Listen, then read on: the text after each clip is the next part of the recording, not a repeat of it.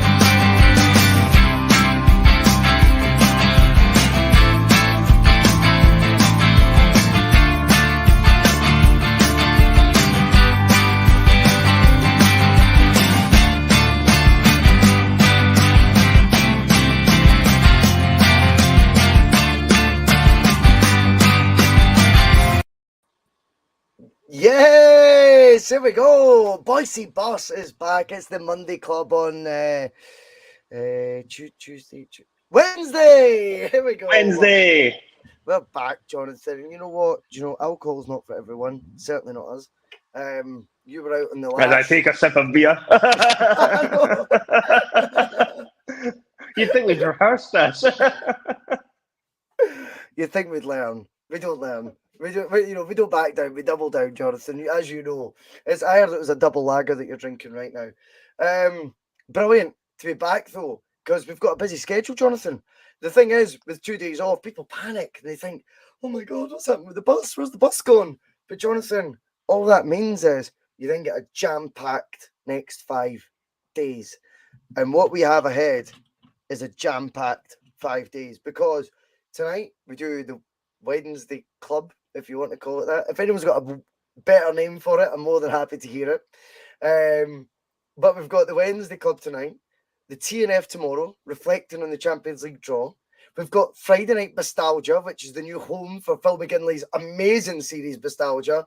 Best show yet, by the way, last week, because Sutton. I know you've watched it, Jonathan. Excellent. Yes, I caught up. It's hardly forming an argument there, Russell, is it? Well, you know, Jonathan, I thought it was a bit embarrassing that people thought they wouldn't watch it. And then you get Saturday now, because Mark's working 12 days in a row. Fair play to the big man. He is that dedicated to the cause, Jonathan. He refused to give up on the Sunday Blether show, and he is willing to do it on Saturday night instead. So him and Regan will go live on Saturday night, and then Sunday we will have Saturday Night Fever. Oh. And Sunday, Terry Robb makes his big comeback for PMP, and I hear there might be another irritating lad enjoying me. I can't think who. Yes, me and Terry will finally get back together. The bromance will still be alive and well. We've not been having the same chat since the Bullfrog, but yes, the two of us are back, and we'll let you tag along as well, Russell. I do like a bit of Terry. Yeah, I might come on. I might just leave you to it. I might just leave you to it and get proposed. Do you know what I mean? But anyway, engaged even. I mean, I don't know who will do the proposal right enough. But yeah, I will probably join you for some PMP on Sunday, and then it'll be back to Monday Club before you know it. And me and you'll be repeating everything we said on Sunday. Hurrah! Can't wait. electrifying content, and all we do is original content, Jonathan, you know. But anyway, for the 42 of you watching live and the millions at home, we would love you to hit the subscribe button, hit the like button. If you want to hit the share button, even better. But the like button certainly gets us that traction on YouTube. And if you want to become an optional member, it is the same cost as Patreon. It's $1.99 a month. It does help the channel be self-sufficient, which is all I kind of want the channel to be. I'm not here to make millions off it yet. Just kidding. But aye, $1.99 is an optional fee. Like Phil McGinley, Theresa Lyle, Paul Dyatt, Scott Howe, Scott Cameron. They've all done it. They've all got the wee symbol beside them. They're supporting the bus. And I hate calling it the Bhoycie bus now. Do you know that? It's weird. It feels a bit, you know, just a wee bit. I just calling it the bus now. But anyway, I can't, you know, we'll call it, it is the Bhoycie bus, but we'll call it the bus. David Kelly's back as well, Jonathan. Well, since we've seen his name, what are you making of David Kelly's return?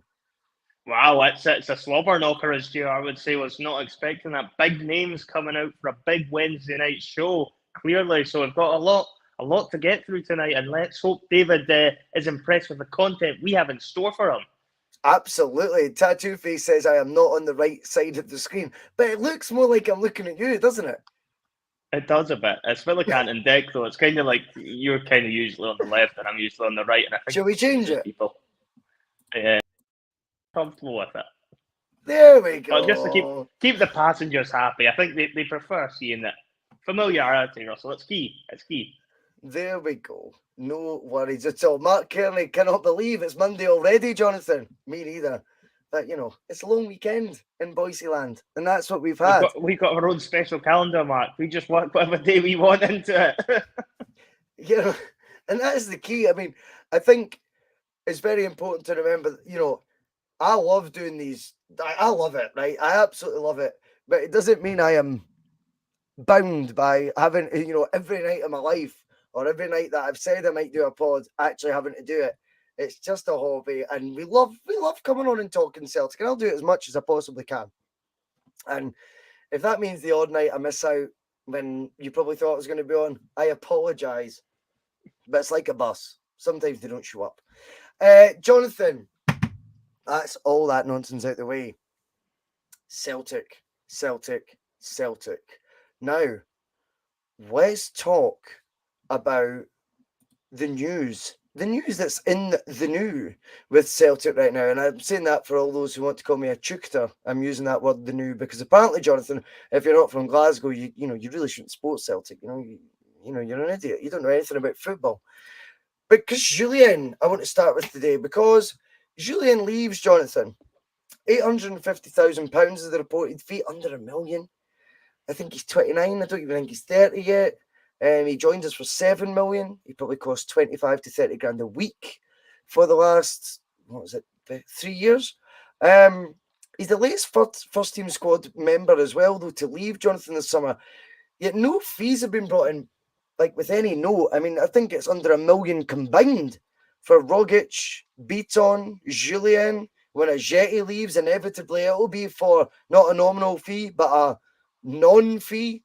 It's great to say we're clearing wages off the deck, but have Celtic really managed the outgoings properly? I mean, I just don't know. I just feel like Jullien going back to Ligue 1, where he was already very well respected defender, because he'd finished with the highest defending stats of Ligue 1 the year we got him.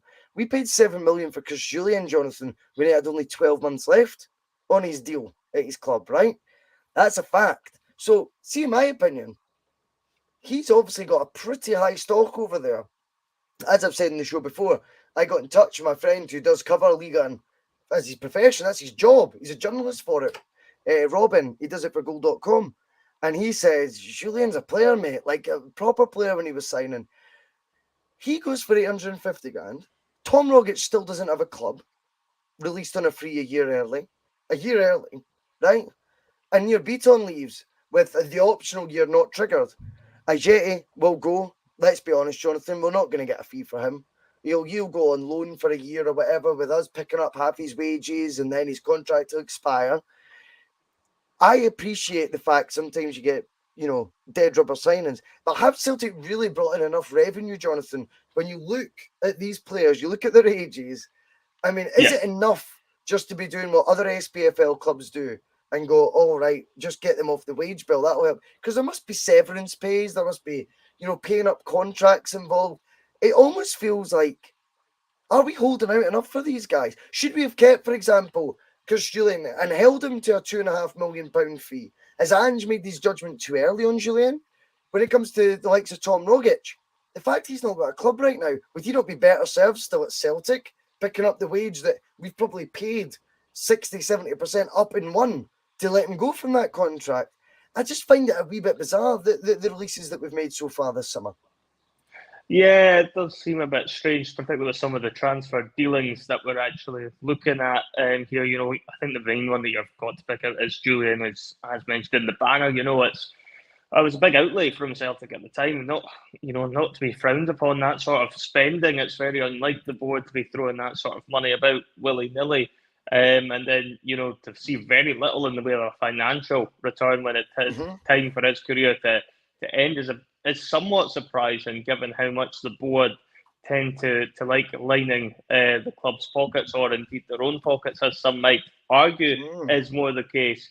So it's a bit of a strange one when it comes to the fact that Jullien has been allowed to leave so much on the cheap. I still think Jullien could have done a job for Celtic even now. I think there's a great player there, and I think Montpellier have picked up somebody that can do a fine turn for them in Ligue 1. I don't think there's going to be any issues whatsoever with Jullien going out there, and he'll perform extremely well. So it doesn't beg the question as to why Celtic would let him go so cheap, because, even looking at the time he spent with us, I know, granted, he hasn't played a lot since he came back from injury, and in fairness, that's not entirely his fault either, because the fact of the matter was the defensive partnership was so strong when he finally got fit.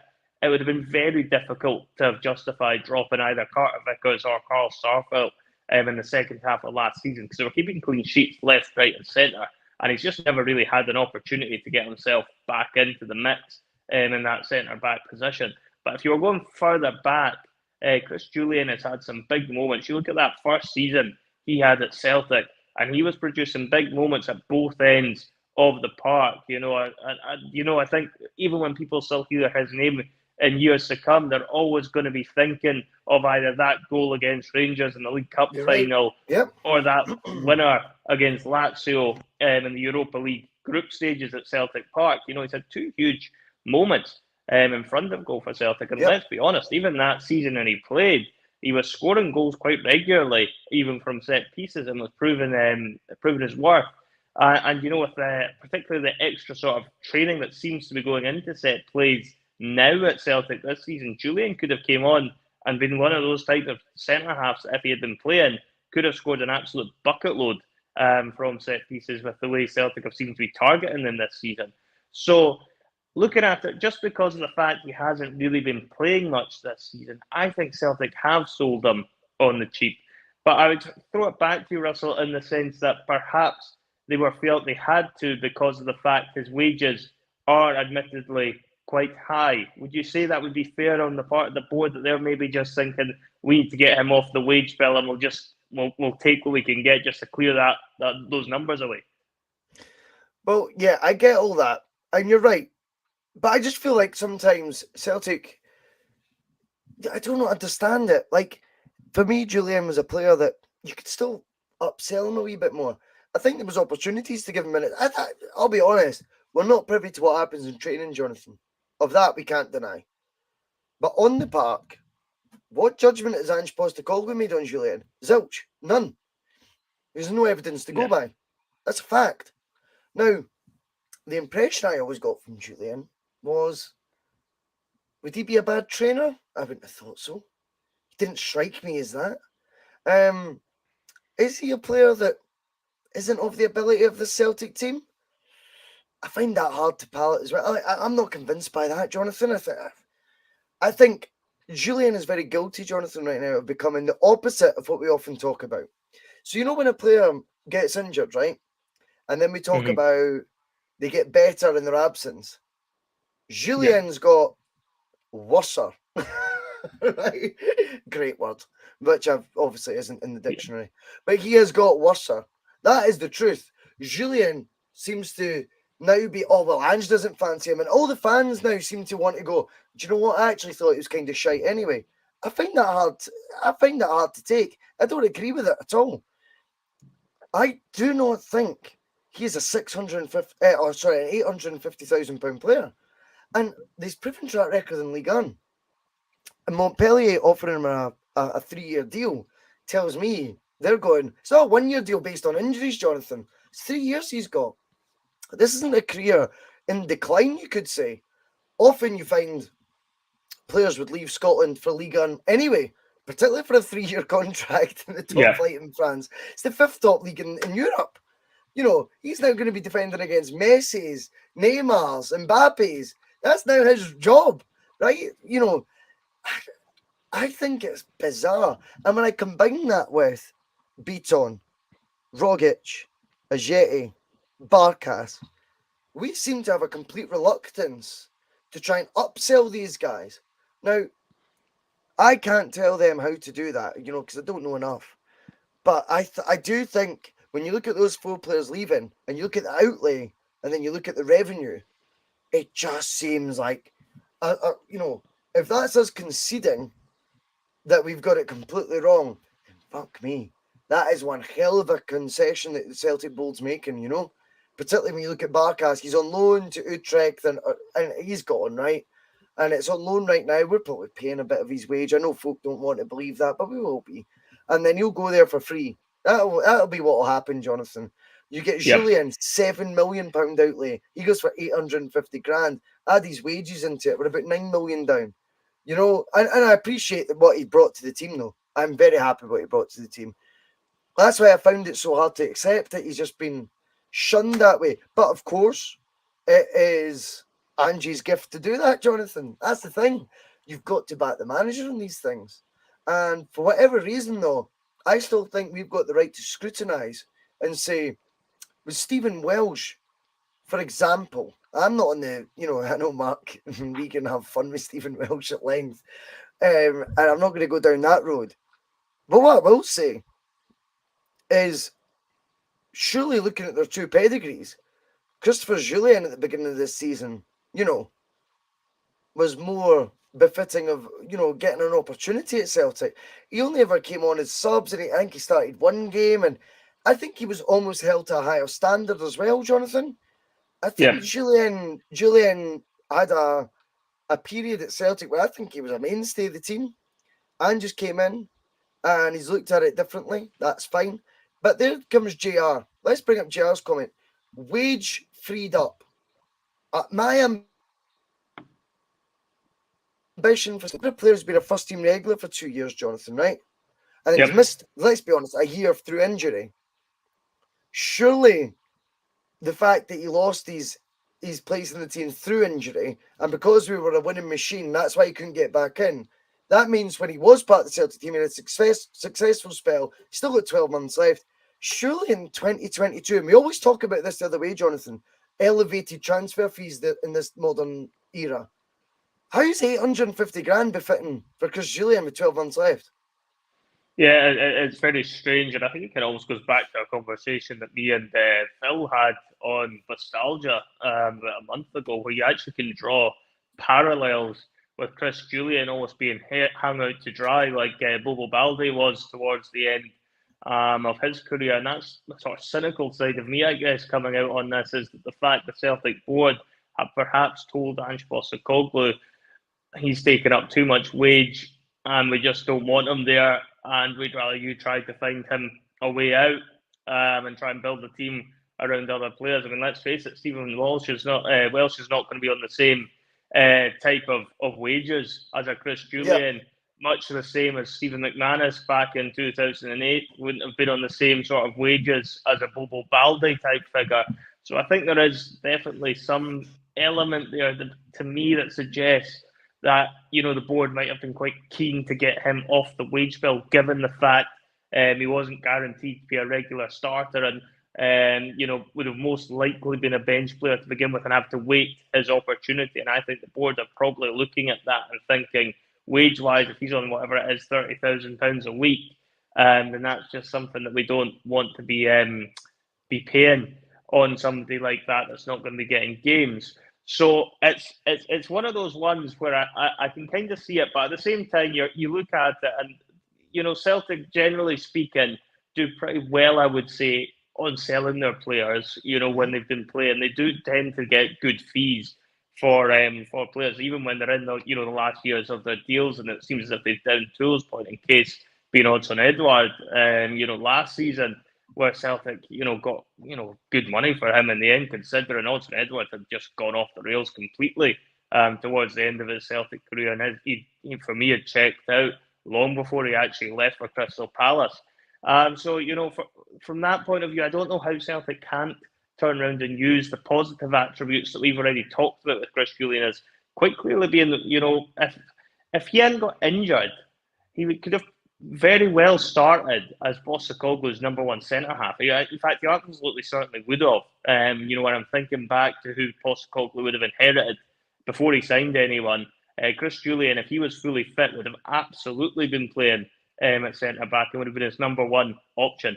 And he's maybe just been extremely unfortunate with injuries in that sense, because I think, given the fact he had the break, couldn't get himself back in because of how well the team was doing, then that's probably led to the fact that Celtic no longer feel he has a place at the club to be sitting on the bench when he's taking up large wages. But from Postecoglou's point of view, Russell, do you think it's a case that Ange Postecoglou just never fancied him, or do you think he's actually felt a bit of pressure from the board there? That's very hard for me to answer because I've got two sides on that. I'm not sure Ange... it's difficult to say because you don't want to be critical right now when we're in a good place, right? I'm not sure Ange likes signing defenders. I'm not sure he's got an eye for a defender like other people do. I think the Cameron Carter-Vickers one's landed in his lap. I'll be honest with you on that. I don't think that's a player Ange identified either. I think that was landed in his lap. Lazy Spurs link, and he's came in and done a belter of a job. Of course, you make it permanent. Starfelt was £4 million. I think that was an Ange signing. Jury out. He's done a lot of good things, Starfelt, but I don't want to be overcritical there. But, Jens comes in and everyone thinks it's like reinventing the wheel. It's like, wait the fucking now. If he'd signed the centre-half this summer, Jonathan, ahead of the Champions League campaign on loan with an option to buy that wasn't better than either of the current two that we had, I'd be really, really panicking, right? So that aspect of it, fair enough. With Jullien, for me, absolutely not given an opportunity under Ange in the first team that he normally accommodates for people. Now, when James McCarthy joins in a 4-year deal, he's not given an opportunity. What is the script with Jullien? What is the script with James McCarthy? Is it the fact that, as you say, Ange is going, this is out my hands. They're getting paid too much to be here. Like, this doesn't work for me because it's eating into my budget. I don't know. But I just feel, when you look at the list of players, I'm going to, Nir Bitton, Tom Rogic, Chris Jullien, and next up, before the window closes, Albion Ayeti, we'll have brought in under £1 million for 4 of those guys, but saved the club, between the 4 of them, 100 grand a week in wages. Will that be reinvested? It's a tricky one. And we've also talked about it. Just tell the truth, it won't be. Well, no, but when you were saying last week that you think a lot will ride depending on what happens this evening with our rivals. They're 1-0 up. Across the city, who are 1-0 up with 20 minutes ago, I believe. So if they were to progress into the Champions League group stages, there was discussion, certainly on our podcast anyway, that Celtic may well feel they're forced into action and may well look to do further business in this window. But I mean, if you're looking at it in terms of the actual players going out, that part aside, with whatever happens with Rangers tonight happens. But if you're looking at the players going out, I think it's just a case of cutting out dead wood. I think, in a lot of those players, you're not going to get an awful lot of money, as you rightly say. I think if Jullien's 850,000, and, Jullien is probably the best out of that bunch, certainly for Celtic anyway. Who had the best Celtic career out of them? It's Chris Jullien. It's not even close. And if we're only getting 850,000 for him, you shudder to think what you're going to get for the rest of them. Guys like Albion Ayeti will be out on loan with very minimal transfer deals getting But Jonathan, done there. you've got Tom Rogic sitting there as a free agent right now who have not replaced. Yeah, and that's a really strange one with Rogic, because that was something that you were looking at and thinking he must have had something lined up, and Rogic's planning on going back home, or he's had enough of the shite Glasgow weather and he wants to try something else.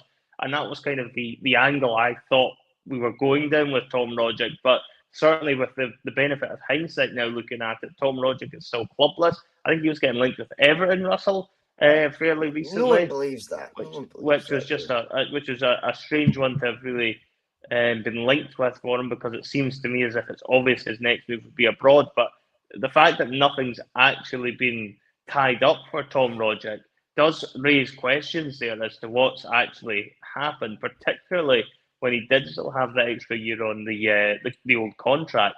But you've got to think with Tom Rogic, for me, it's like, if he didn't have something lined up, Russell, are you going to suggest then that Celtic have wanted to get him out the door as well as the other players? Or is this a case? Do you remember he signed the new deal under Brendan Rodgers? He did, yeah. It was 4 or 5 year deal. 20 grand a week. 20 grand a week. So this now reeks of pressure on Ange to get rid of these high earners. Tom Rogic still doesn't have a club. This isn't a man with a plan. So it's made out, he wants to experience new opportunities. Normally, when you've got an agent in football, Jonathan, and you're 29 years old, and you're on a 20 grand a week contract, and you're an international footballer, and you've got a catalogue of incredible goals and big games, it's normally pretty much already sorted out. That's why the handshake's made. You release me for the contract signed, because I'm off to, whether it be Qatar, whether it have been Omonia Nicosia, which was one of the links. Yeah. Whoever it may be, you would like to think it was done. Now we're in a situation where we're looking at Tom Rogic. He's been unemployed for 3 months, and yet Celtic haven't replaced him. And the best replacement for Tom Rogic, in my opinion, would be Tom Rogic. They just didn't like the contract he was on. But for me, that pisses me off, because I just find it very hard to believe Ange wanted Tom Rogic out that building. No. I mean, I think, from looking at the respect Postecoglou and indeed Rogic had between each other, then it would seem very strange that they were doing anything. There's nothing to me that suggests that the reason for him leaving was because of a breakdown in the relationship with the manager. Absolutely not. It did always appear to me as if it was going to be a case that Rogic had something else lined up, but it's obviously been proven that's not the case. So you do then have to ask these questions as to what on earth is actually going on here with Rogic, because if he can't find a club, then Celtic should have just been keeping him on there. And he had the year left. He had the year left. Well, that's it. That's what I mean. It's not as if we're having to actually offer him a new contract and chose not to, and he's just run out. The deal was still in place with Tom Rogic, and I take your point that perhaps he would have been one of the higher earners, but he justified the wage, and he's justified it time and time again over his Celtic career. That I would hate to think that the reason for Celtic deciding to get rid of Tom Rogic was a cost-cutting exercise, particularly when the Champions League is coming up, and Champions League nights are made for boys like Tom Rogic. Let's not forget, he plays in slippers, Russell. He dawdles about on Champions League night. That's his arena, as a Champions League night at packed Celtic Park. And you've got to wonder as well, when you consider that into the equation too, is would Tom Rogic, Russell, really want to give up another opportunity at playing in the Champions League when he is getting a bit older now? He's late 20s, 28, 29? It's not 29. Old, Jonathan. You know all about being 29. He's not old, no, but he's getting towards that sort of point where he's getting closer to his 30s now, and he's beginning to perhaps realise that playing in the Champions League may not be a given with his next career move. And if he's not in the Champions League in his next career move, and by the time he moves again, Russell, perhaps the ship might have sailed. So it is an interesting one when you look at it from that point of view. If Tom Rogic just doesn't fancy another Champions League night at Celtic Park, I find that hard to believe. Come on, Jonathan, let's get real. I mean, of course, I just think it's so odd. The the whole optics of it, Jonathan, don't settle with me. Now, players leave and we do the golden handshake thing and we go, do you know what? Fucking thank you. On you go to pastures new, and you're going to get money that you never knew you could get, and we all respect that, and well done. He's 3 months now out of employment, essentially. I mean, if anyone needs a pre-season in them, it's Tom Rogic, let's be honest. I mean, it just seems like career suicide at times. And if Ange is responsible for it, I mean, if Ange is responsible for this, then fucking call it as it is, Ange. You can't have it both ways. We're continually told this guy is straight talking down the middle. Now, for me, Ange does tend to be like that.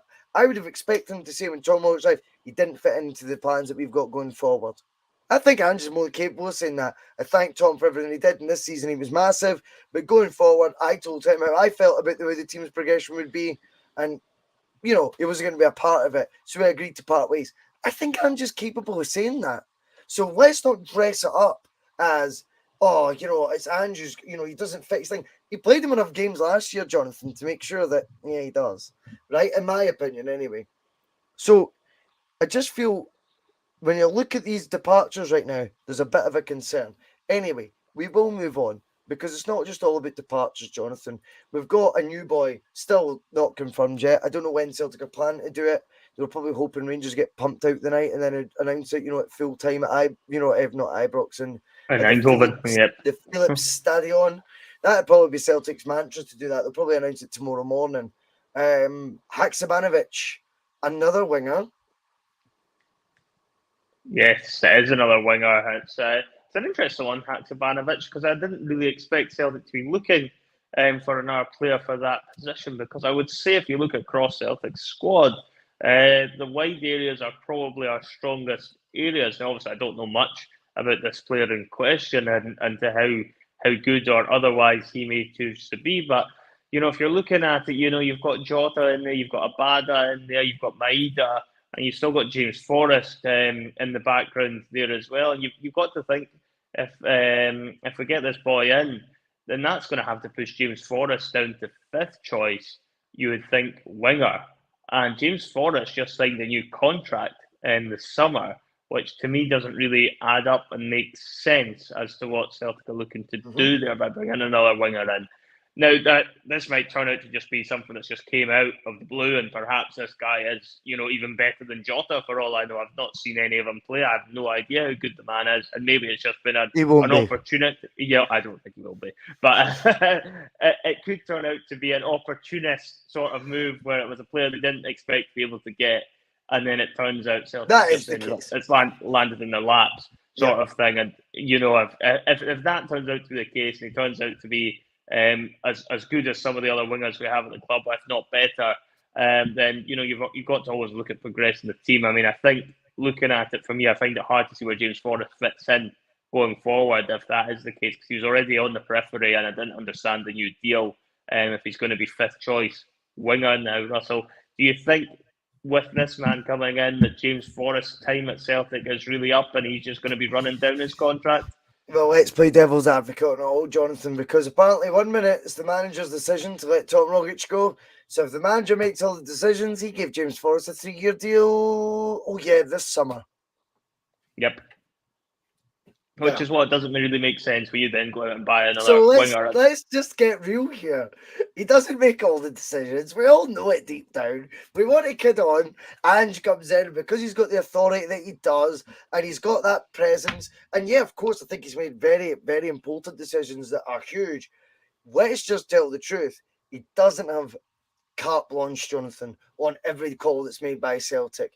He absolutely doesn't. He has a bigger influence maybe than what Lenny did. At times. Yeah. But even there's so many other examples where he's clearly not. But the contradictory in terms is unbelievable. James Forrest given a 3-year deal, even though he was used sparingly last year, even when fit. And then this year, he's got another 3 years now to do this. But he clearly doesn't fit the system. We're going to sign another winger to add to the queue of wingers. We were told by these fans that will tell you, it's Ange's call. He doesn't like you. Ange's going to be sentimental about Jordan Larson. Well, we need a third striker. So why would we not get a free transfer like Jordan Larson with the pedigree he's got for free? We were told by them, Ange won't fall for sentiment. Okay, but we still need a third striker. Where would he play? How would he get in the team? But we can now sign a sixth winger. And we thought need to get real here. Now, there's still a holding midfielder role, in my opinion, that needs filled. The left back problem hasn't been resolved because we clearly bought a player before all this drink driving nonsense that isn't as good as Greg Taylor. He wasn't in contention to compete for that jersey. That's quite apparent. Now, in my opinion, right now, we're looking at a situation where Aaron Moyes came in on a free, Jonathan. Does he strengthen the midfielders? No. Like, Good he one, doesn't. use Aaron Moy klaxon fairly soon as well for you. I don't give a Jonathan, he got robbed at the weekend there of possession. Hearts were through, and that was given a foul. Anyone could say the amount of sycophantic nonsense you then seen on Twitter saying he improved the team, helped the team, he was really steady. He was one dodgy, which should never have been given foul away for costing us a goal. Hearts were clean through. He was slower than cheese, mate. Honestly, I've seen milk turn quicker. It's embarrassing. But what I will say is when it comes to wingers, hey, on you go. Sign more. I'm all for him signing players he wants, Jonathan. But what I will say is the imbalance in the debate when it comes to, oh yeah, this is great, we're signing another winger, or then it turns out another position, people want to fall out with you over it. You want strength of competition all over the park, Jonathan. And yet we seem to be able to inflate the winger situation, which I'm all for, but the other positions should be offered the same opportunity, in my opinion. Yeah, it's definitely something we need to look at in terms of this. It's just when it comes to the wingers, you're just looking at it and thinking we've just got too many. We've got too many. But if that's how Ange wants the squad to be, I respect that. But I'm not convinced that other positions he's sufficiently strengthened. Like, I would still like a holding midfielder and a striker, and yet our own supporters tell us they're all covered. I disagree. Well, yeah, I think when you're looking at the holding midfielder, that's definitely been something we've been, debating for a long time, really since the summer window opened. I think that was quite high up the list of priorities. Signings was a holding midfielder. So I don't know why we haven't addressed that one. I still have a sneaky suspicion it's something Celtic might look to do before the window shuts. I think there's a very high probability a holding midfielder comes in. If not, I don't think we'll end up getting another striker. I think they're going to end up running with Kyogo and Giakoumakis and praying that both of them don't end up out at the same time, which is a gamble, and we could end up finding when the fixtures start piling up, when you start playing Champions League, and then you'll have I think both of them possibly might go off to the World Cup. I can't remember if Greece qualified or not. I think Japan are definitely in it. So, again, you're going to have, even without taking that into consideration, when they come back and the fixtures start again after the World Cup, they're going to have to end up playing even more games to try and pile them all in to get the season finished for May. The odds of, Kyogo and Giakoumakis not getting injured at the same time, I think it's very high probability that does happen somewhere along the line.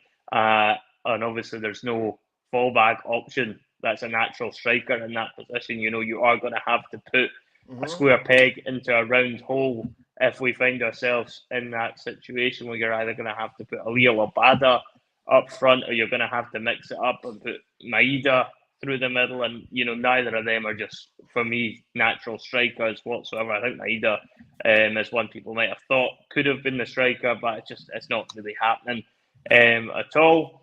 So I think, if we're looking at players that we need to actually sign, I think David's making a very good point there. We shouldn't just be signing it just to be another body in a position just because they're available. I think we've been saying it for a while, a holding midfielder and a striker to cover us out, in case Giakoumakis or Kyogo get injured, and another one that can push both of them on. And, the other benefit of having another striker in there, Russell, is we've been banging the drum for a while that we want to see Giakoumakis and Kyogo up front.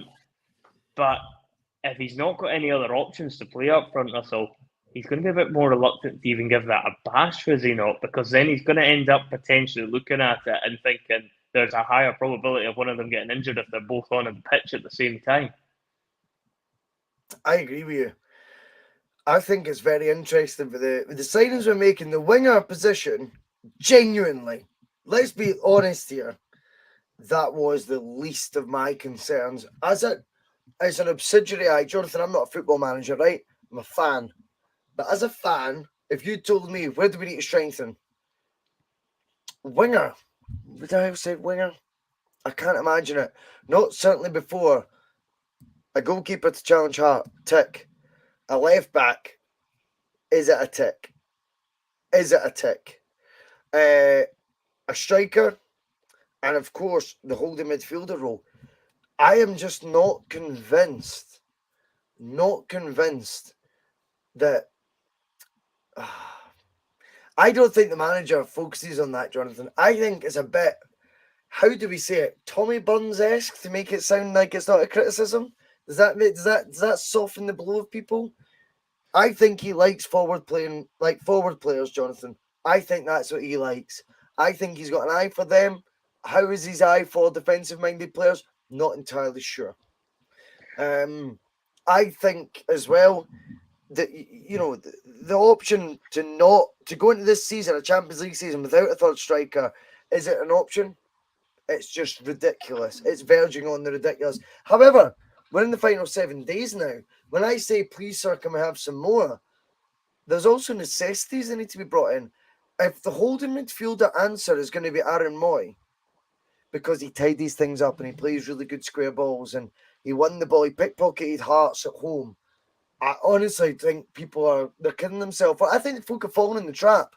This guy's playing the Premier League. James McCarthy has 3 times as many Premier League appearances than Aaron Moy. Far more caps, I think, probably at a better level.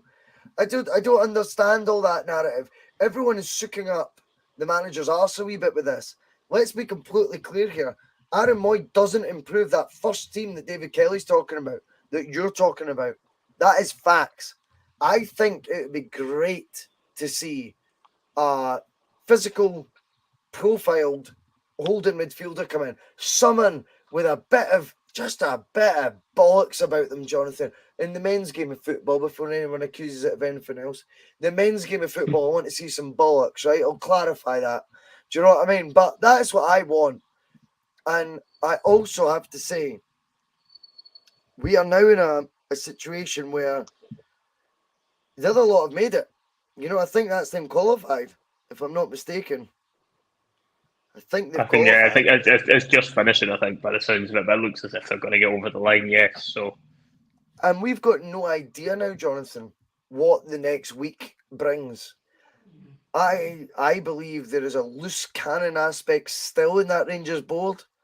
I also believe there is a demand from their fans to do things that are beyond their possibilities, but that they demand so much that they'll get. We might be facing a completely different Rangers come, let's say, when's the Old Firm? 3rd of December? Or the Glasgow Derby? Saturday, the 3rd of September, yes, is when the Saturday the 3rd. We face them. Now, there's so much that can change in that time. Will they strengthen their first 11, Jonathan? And will they sell assets under the radar like we have? And will they strengthen the first 11 more than what we have so far? Who will sit with a more positive bank balance? Well, there's no competition for that. We like to slag the coefficient cup. I think Celtic fans at times have celebrated the end of year accounts trophy as well. I've got to be honest. I think that's became a thing for 100%. us. The end of accounts trophy has become a thing as well. So we need to be balanced. And it's just, I think now you might be up against a different team. If they back the manager, and obviously the good thing about that is Morelos is trying to upset that apple cart right now and might dilute the board's sort of opinion of the manager. It might increase it. It might dilute it. But either way, I still think the revenue they're about, obviously, we both now get, and David Kelly's right, it's $3.5 million now less for us because they're part of it. But on top of that, it's the best, it's the meat and bones of 30 to 40 million extra the Rangers were going to get, right? Let's be honest. And they're nuts. We might be facing a completely different rival come the third. Is it okay, Jonathan, just to sit and say, we've done our work, our team can't be improved on? Yeah, I mean, that's an interesting one. It's going to go back to the debate that we were having last week on the Monday Club as to whether or not, if Rangers qualified, would the Celtic board do what they do best and be in a reactive position. And if you were looking at past experience, you would have to say the answer is normally yes. So you would have to think Rangers will strengthen if they see that game out, which it sounds like they're about to do if they haven't already. And, if Rangers strengthen their team, then Celtic are going to have to look at their team and make sure that they're ready for the challenge, because but that's reactionary, isn't it? It is reactionary. Celtic have had plenty of time and they shouldn't really be, dealing in business, depending on what other clubs get up to. But, with how the boards have always been, they tend to be a reactive board, and they'll probably look at this and think, well, Celtic are going to need to now react and bring in a couple of players. But you can bet your bottom dollar when it comes to, if you're comparing the two clubs, Rangers will end up spending an awful lot more over the next week or so than Celtic will. Celtic will probably, as I say, I still think they'll try and get a hold of midfielder, and I still think that's going to happen somewhere along the line over the next week. I think Aaron Moy, as much as neither of us were, well, both of us were pretty underwhelmed by that signing, shall we say. Maybe I'm more hopeful than you are, but I believe he will be the near Beaton replacement. I think he's going to be the one who will feature on a bit part level. Moy, he'll be the Beaton replacement.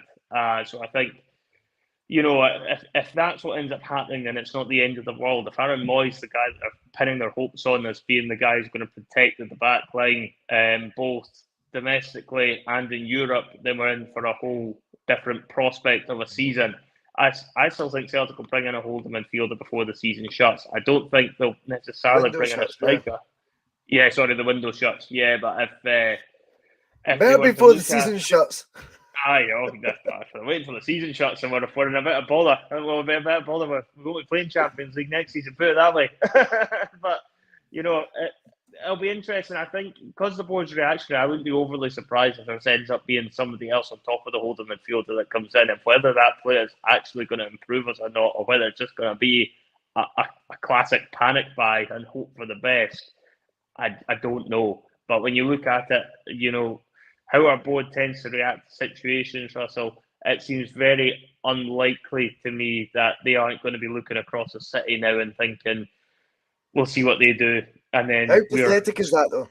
Scrambling on the last day for further business. And, it wouldn't even surprise me if we end up doing further business in the wrong position, because that's what can sometimes end up happening as well, just because we hear a fancy name that's maybe been good in the Premiership like 5 years ago, and then we think, oh, we'll bring them back in. And it seems the Ross Barkley rumours probably, for example, coming back around or something ridiculous like that. But for me, if we get a hold of midfield and we get a striker, I know you've obviously mentioned the left-back situation probably isn't resolved, not just because of the off-field antics that currently surround Burnaby, but also the fact he's not really featured at all this season. I would say with the board's point of view, they're probably going to look at that one and think, well, that was money we've spent there and it's not worked out. So, that's how I would imagine they would combat that, because they have tried to bring a left back in. That sounds like it's not going to be a good fit. I mean, £3.75 million, Jonathan, the fees we were paying 25 years ago for players. Let's not fucking bullshit here. We were in the Champions League, the other team weren't, right? Now watch. David Kelly, yet again, I'm bringing up his comment. Anyone who isn't interested in the Rangers score tonight is a head in the sand. It does affect how our board behave, which I agree with. This is a terrible night for us. Time will tell on that, in my opinion, David. But they're off the hook now from all their overspending. You never said overspending, but it is overspending. Brown Warrior echoing it. They've put £43 million of their own money in, and it looks now like they're going to get that back and some with last season's and this season's European results. Fair play to them for having the balls to gamble that big. They have gambled, Jonathan. But do you know what we ever asked for Celtic? was to speculate, to accumulate, Jonathan. And this race was already fucking run. Do you Yeah. understand that? Rangers qualifying for the first Champions League campaign in 2022, right?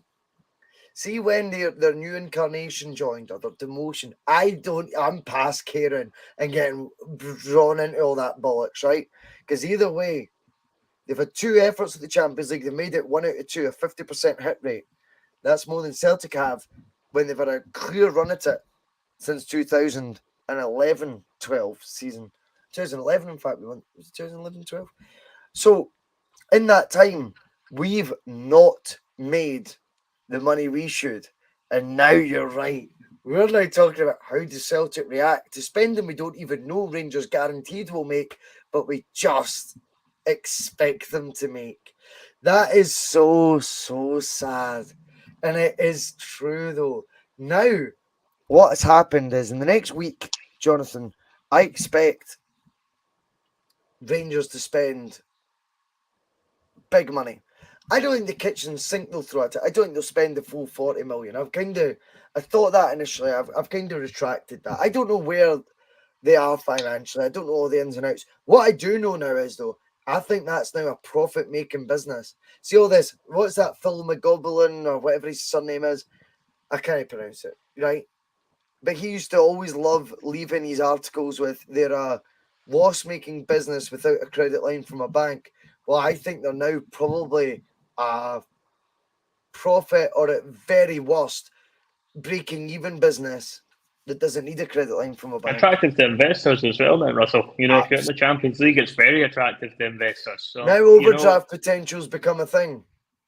Exactly. And, you know, it's just something that we're going to have to now try and, as I say, react to, because that's where we find ourselves in. We can't control what Rangers get up to, of course, but at the same time, Celtic have got to look across the city, and, you know, it's no coincidence Rangers have put these results together, and I don't think many Celtic fans will be overly surprised if Rangers have dumped PSV out tonight. You know, you only have to look at their European record over the last few years to realise that Celtic are missing a trick there. You know, whatever Rangers have been doing in Europe has been working for them, and whatever we've been doing in Europe just hasn't been over the last few years. So it's something we have to work out how to get the best of that. And I think a lot of that does come down to making sure we are doing the right business. And I think that's where the question marks probably lie with our side of the club. Is our Celtic doing enough to give themselves the best opportunities to progress in European competitions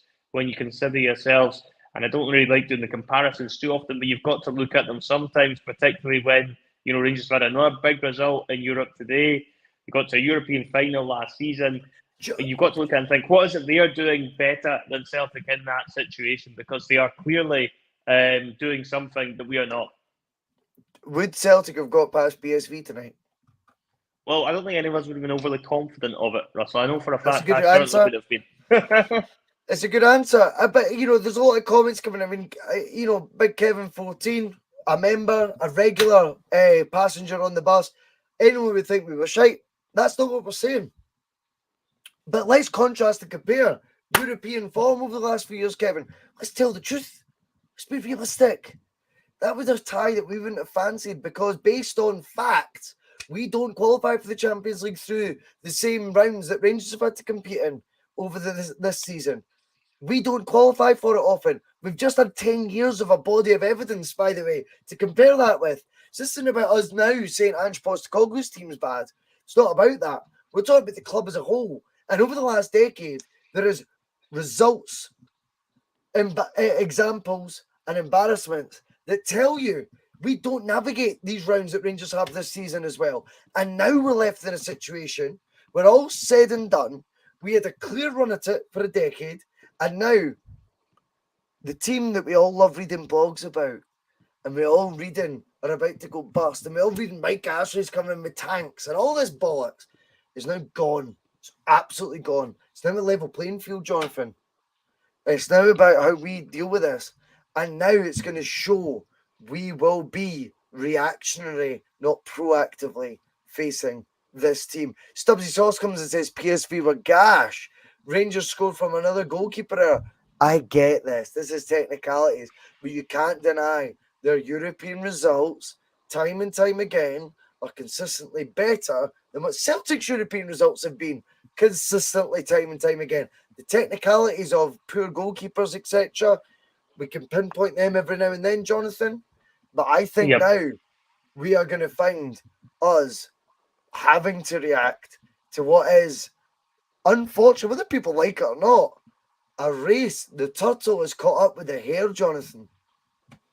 Yeah, no, 100%. That's a very good way of putting it, as well. And even just going back to the qualifiers, even just going back to the qualifiers, Celtic have been failing in qualifiers against far worse teams than PSV Eindhoven over the last, 5-10 years. They've been knocked out by some absolute, teams that PSV Eindhoven team would have put to bed comfortably.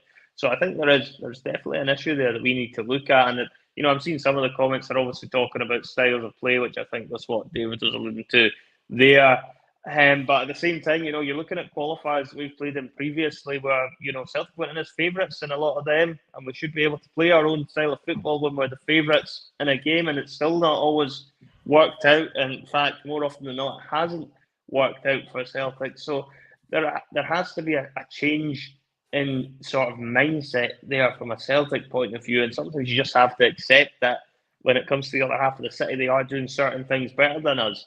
And when it comes to European football, that's absolutely something that I think now we have to really accept and see how we go about getting ourselves back to being at our best in Europe. Because if we were producing results like tonight and knocking out PSV Eindhoven, we'd be absolutely delighted about it. We'd be singing from the rooftops, giving everyone praise that deserve praise. But the thing is, it just doesn't happen often enough for us. I mean, Russell, let's go back even further and think, when was the last time you are looking at a European result and thinking, wow, Celtic have really surprised me there and got a top result, result in Europe?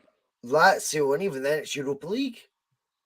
Well, that's it. Europa League is the second competition in Europe, and you're buzzing because the standards have dropped that much. We now talk about Rome conquered. I mean, I don't believe in Rome conquered when it's in it's got to be the top flight, Jonathan. It has to be the top competition for me. And the Blue Baron donates a £5 when he's doing call. And do you know what? He deserves it. He deserves his moment. Thank you for the £5, by the way. I know Blue Baron. It's coming out the Rangers Champions League budget. You are killing me a bit, but fair enough. Because Blue Baron is man enough to come out when his team do shite and take the flak. So fair enough. And thank you, Blue Baron. But I mean, it's incredible as well, Jonathan, because, I want to talk about the narrative right now because, if you believe all the comments, Jonathan, it's about that we're not to talk about Rangers and F the Huns. Can I just tell you one wee optic, Jonathan, that's very insightful that I get the privilege of knowing when I am in the studio, as it were, on StreamYard. We had a maximum of 58 people watching up until full time. It's now 117. So don't tell me Celtic supporters aren't watching the result, Jonathan, instead of watching Celtic content, because how we're now up nearly double, in fact over double what we were right up until full time of that game. It's doubled the viewership. So I think it's very embarrassing to read people saying, oh, just focus on us, don't focus on them. That is not fair, because a lot of our supporters, not just the Bhoycie Bus supporters, I mean Celtic supporters, would rather watch Rangers in Europe than watch a Celtic Fans podcast. So let's be honest.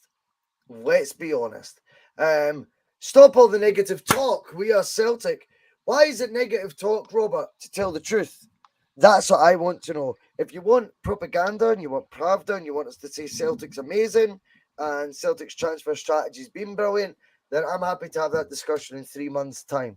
I think right now we're in a situation where we have spent £3.75 million to be back in the league.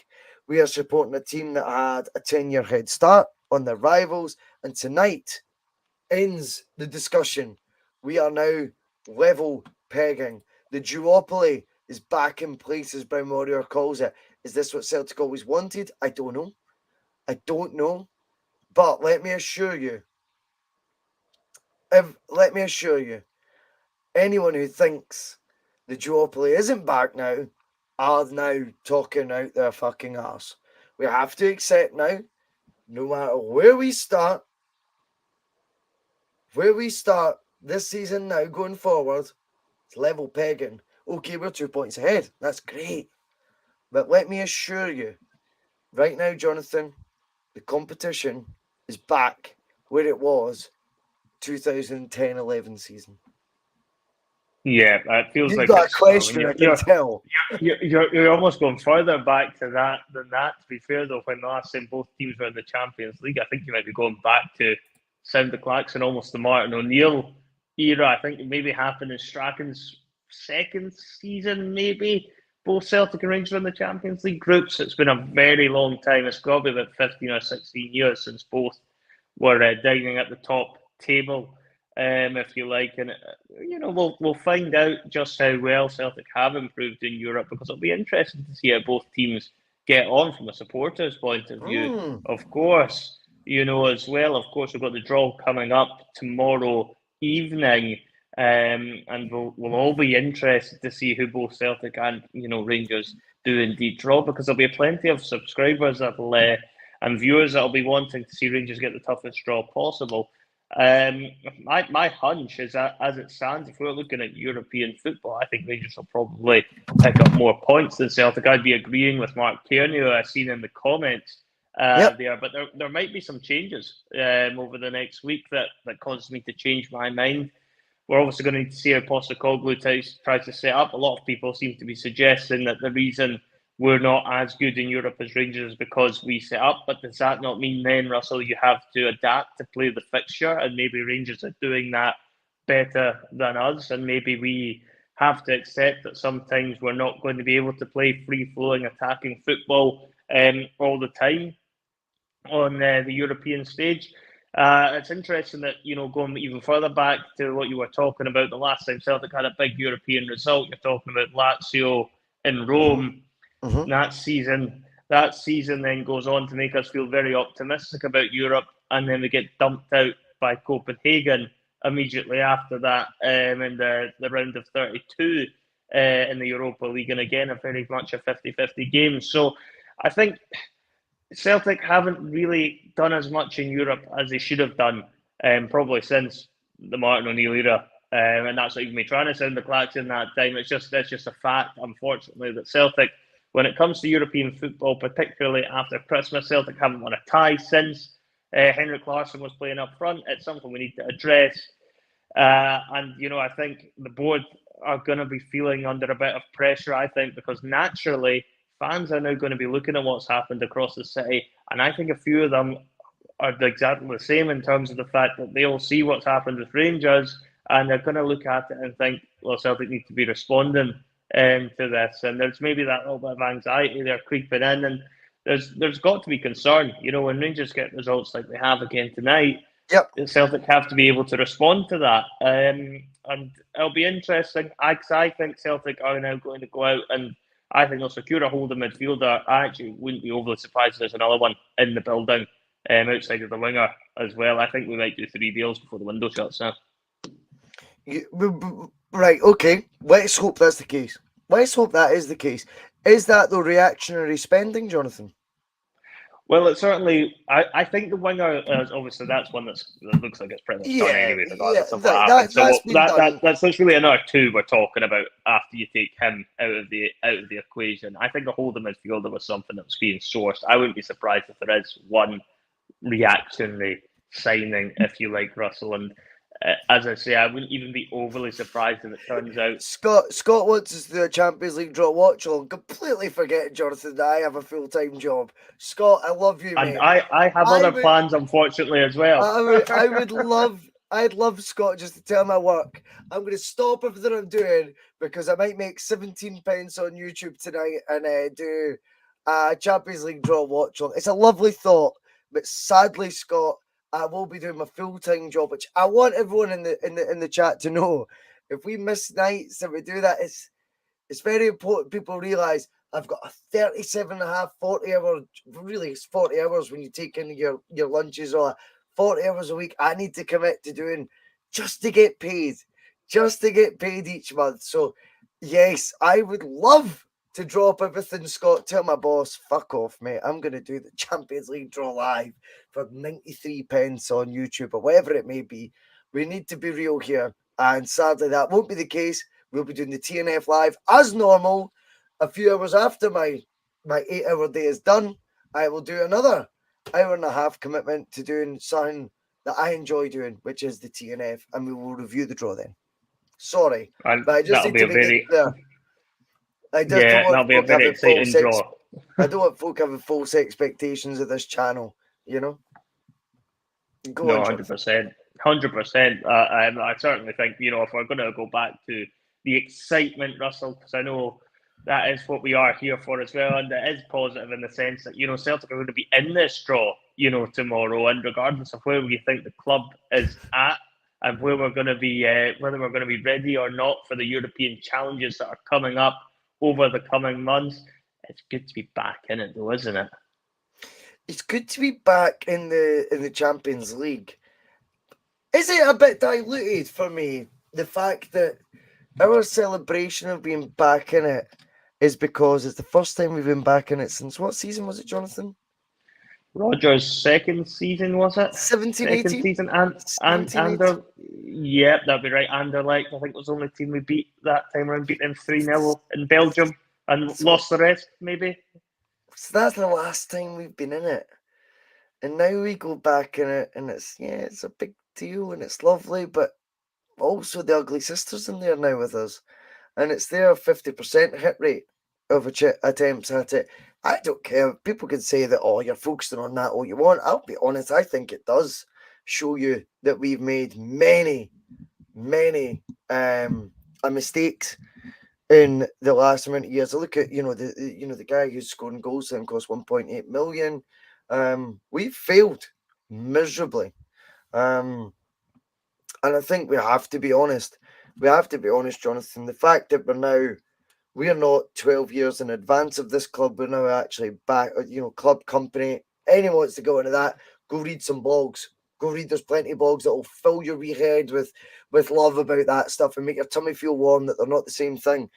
They're back in it, and they're back in Europe's Premier competition for the first time, or a reincarnation, or they're back in it. I don't care about those ins and outs. I don't care. As far as I'm concerned, the biggest rivals in our domestic league, Jonathan, are now back up against us. And now back financially armed to take us on. Now, that, for me, that worries me. Because if we can't take advantage of them when they're not there, are we really gonna take advantage of them when they are there, Jonathan? Oh, it's everything rosy, Jonathan. Everything's rosy. Everything's fine. We earned 40 million this summer, Jonathan. We spent 3.75 million on a striker who's not a striker, a left back, sorry, who's not had a minute of action yet. Am I overreacting? Maybe. Or is Celtic going to react to what's happening at the other end? There is an example now, Jonathan, in Scotland of a team who speculated to accumulate and won their money back. One time by making a final of a tournament they should never have made the final to on paper, but they did. And by token, 3 months later, qualify for the Premier competition in Europe and make the last 32 teams in Europe's Premier competition, and with that, the riches that come with that. A tournament Celtic have made for the fourth time in the last 11 years. We're being negative, or do the facts tell the truth? Well, yeah, as I say, what Celtic have been up to in terms of European performances over the last 10, 15 years haven't been strong enough, and I think that's been talked about a lot on the bus as well as other places. But I think you've got to look at it and hope that Postecoglou is building something, and I do think he is building a much stronger team. I think there was signs. 70 million in debt there, apparently, though, Jonathan. There's 70 million in debt. Sorry to interrupt, but Boy67 is educating us that it's a false narrative we're putting out, and there's still 70 million in debt. We'll find out, big boy. 67. I don't think you'll be thinking they're 70 million in debt when the transfer window closes in a week's time and they've spent 15 to 20 million pounds on new players. However they've utilised their debts, I'm afraid has been done in a way where, yes, they might look like fools at the time for diluting shares, etc., but that is not a club that is sitting with a red balance of 70 million pounds. That, to me, is you, unfortunately, Boy67, trying to comfort yourself with the hard truth that in 2 attempts, they've got a 50% strike rate of making Europe's premier competition. Sorry, Jonathan, to interrupt on that. Yeah, no, as I say, I've just gone back to really about what Celtic have got to do in Europe. I think if you're looking at it from Postecoglou's point of view, he has brought this team on leaps and bounds. I think there were signs of improvement in the Europa League. I know people will point towards the Bodo Glimt game and say it was all a bit of a shambles, and it absolutely was. Celtic were nowhere near the levels we expected in that game, and we got found out big time. I think Postecoglou, though, does have further credentials with this team. I think having extra time now to have implemented all of his styles, having the summer where he's not had to worry about the qualifiers, will hopefully have helped get things correct for Celtic. Having more of his own players in the building now as well. You're hoping that from a Celtic perspective that we are now better equipped to manage Europe than we have been in previous years. Of course, only time is going to tell whether Celtic have now improved enough to actually now be mixing it with the big boys and actually, giving one or two of them a bloody nose, because that's exactly what Celtic need to be in this Champions League for. If Celtic go into this Champions League group stage and just decide we're happy being there, we want Celtic Park to be this big, lovely place where the opposition come and have a great wee time and the opposition fans talk about how lovely a wee trip out to Celtic Park was, and it's something everyone should have on their bucket list, yada, yada, yada, then we've not done it properly.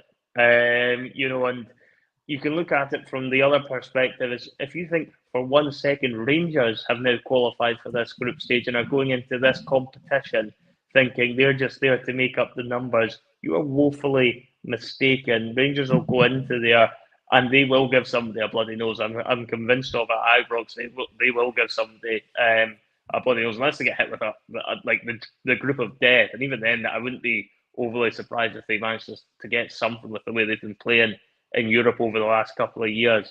And Celtic should be looking at doing something similar. Celtic need to be looking at doing something similar. There's no point. Well, have Jonathan done that?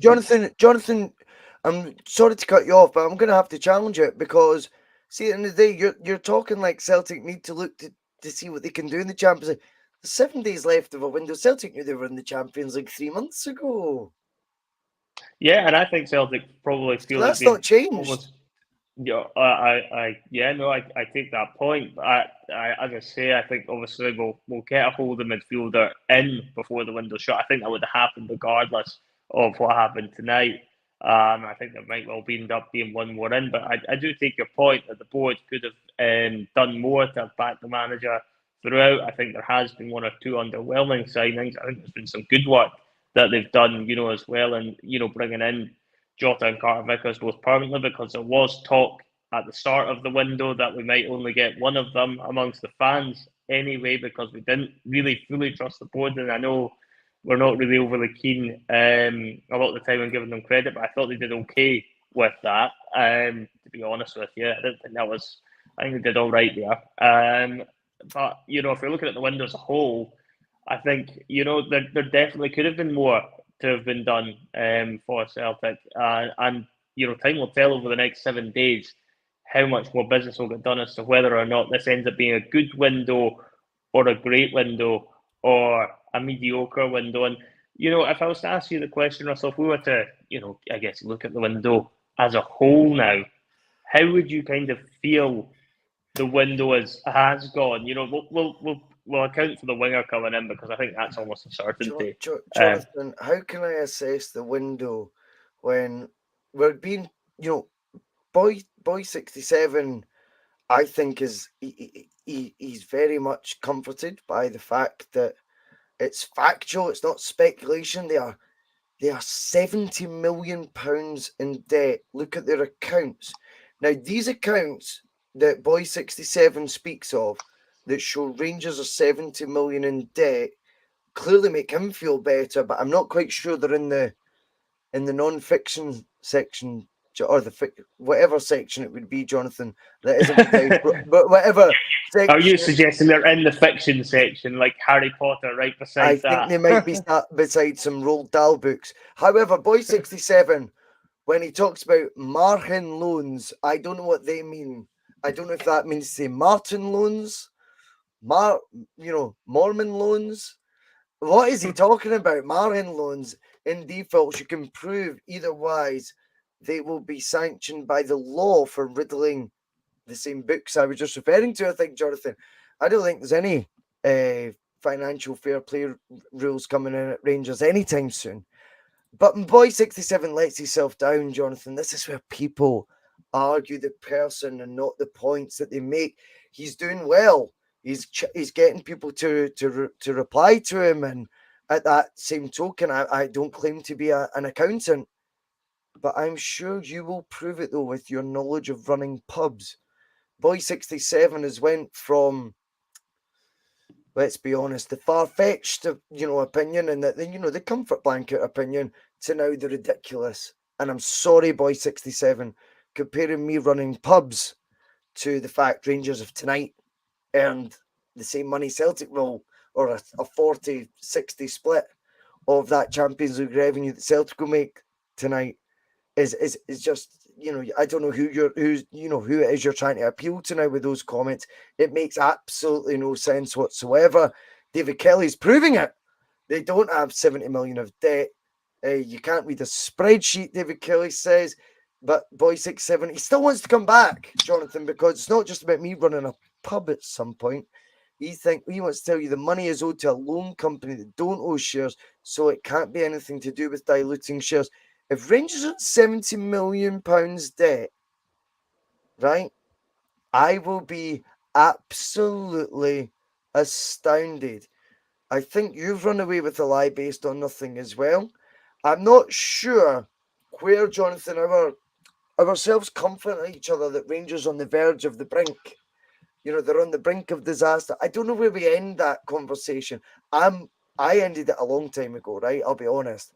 I think it's been talked about for years, Russell. It's been talked about for years and years and years, and they're still kicking about. So I don't really understand the point of the narrative anymore and continuing that, because let's say they are in 70 million in debt. Let's just humor the story for a moment.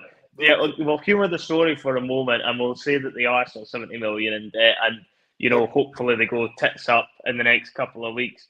From a Celtic point of view, whatever happens at Ibrox happens. It's not something we can control, and I don't think we should be putting all our chips down on the fact that Rangers are £70 million in debt for Celtic not taking action because they look across the city and they've seen the same accounts that Boy 67 has seen and has them £70 million in debt and decides, well, you know what, we don't need to do anything because they're going bust. Is that how we want Celtic to be acting in a situation like this?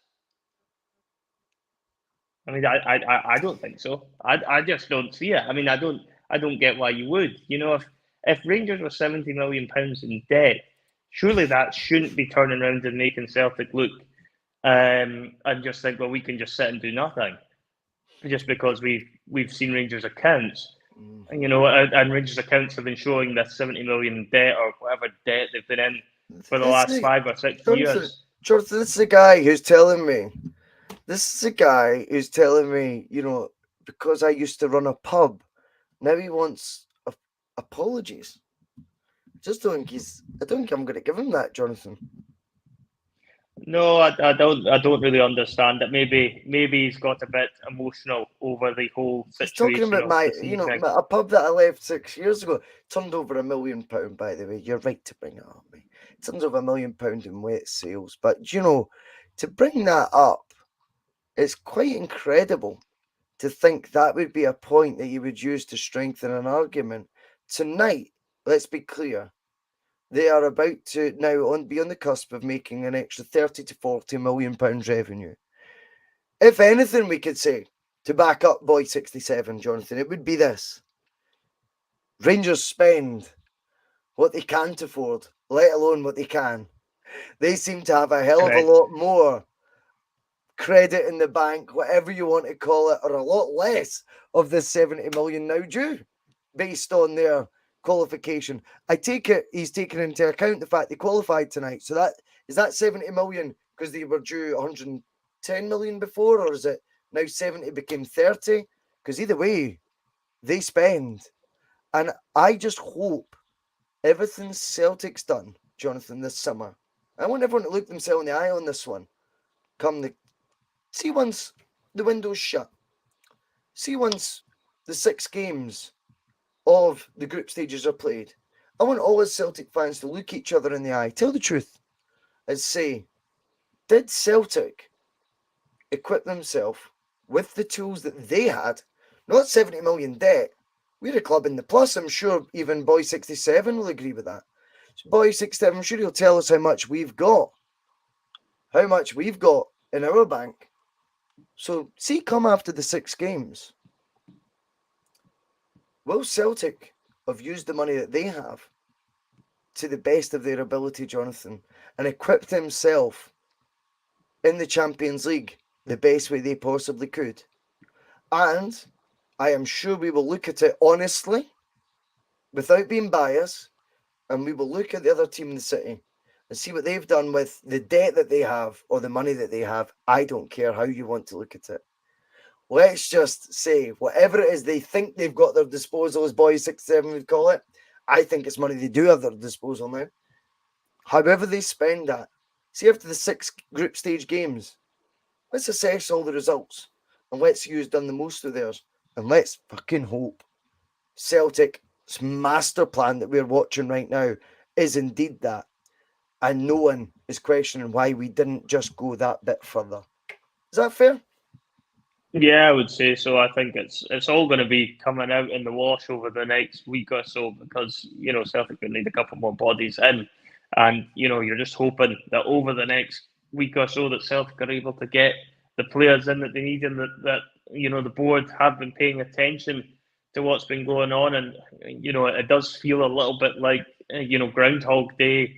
Where it comes down to the last sort of days of the window and Celtic are still looking for players, because for me we're still needing that holding midfielder, and we still could do with the striker, and whether or not we get them both will be proven over the next few days, and I'm not convinced that we will. I hope we will. I think given Rangers' result tonight, there's more of a possibility that they might go out and get them both. We're going to end up finding out exactly what happens over the city now, over the next week as well. I fully expect they will spend 15 to 20 million, debt or otherwise, whatever the situation is with their bank. It's not something I pay any attention to be completely honest with you.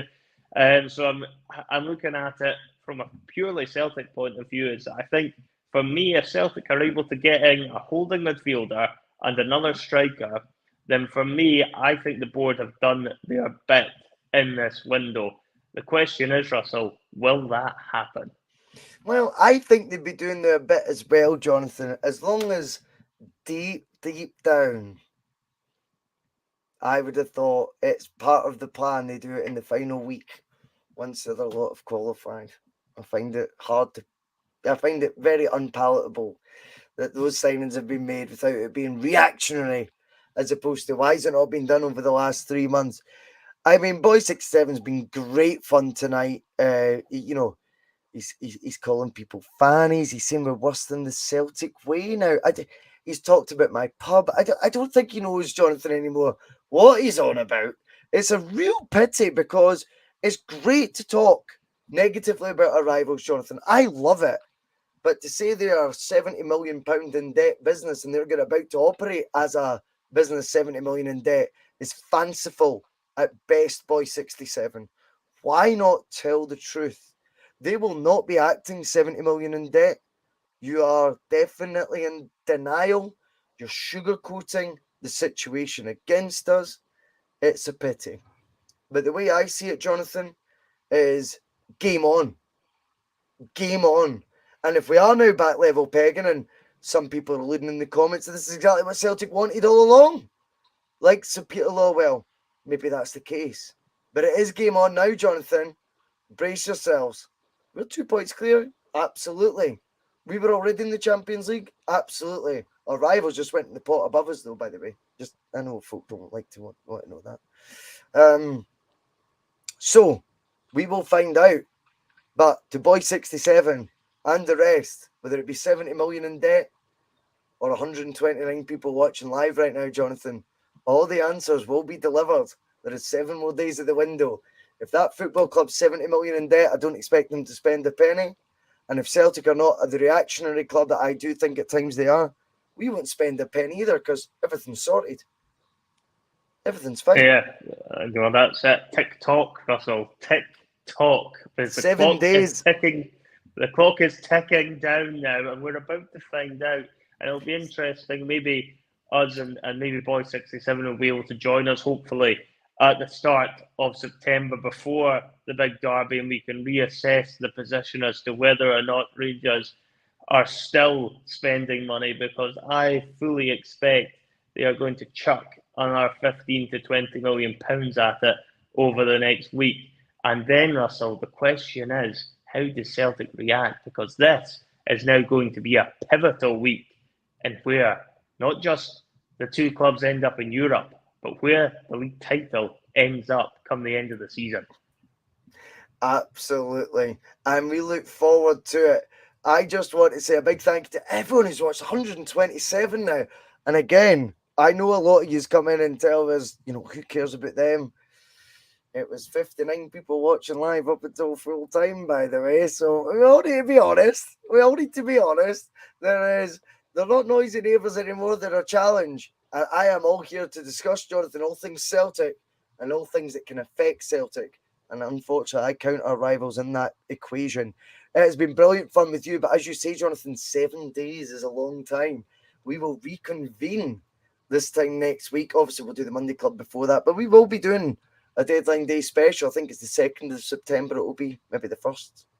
But I think you should come on for that, Jonathan, because, there's some good questions. And I hope Boy67 joins us as well, because he's been good value. He has a different point of view than I think is factually correct. I've never seen a spreadsheet with 70 million debts for anyone of late, but apparently I will be apologising. I love apologising, Jonathan, when I'm in the wrong. However, tonight, we look forward to a Champions League draw. Celtic are in, and annoyingly so are our rivals. Bastards.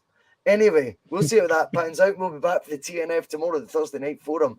See yous. See yous. Comments about me deliberately trying to cause controversy. Well, I work in the media now, and you've got someone sitting there next to you who's an embarrassment to the media profession. He's an apologist. He's a charlatan.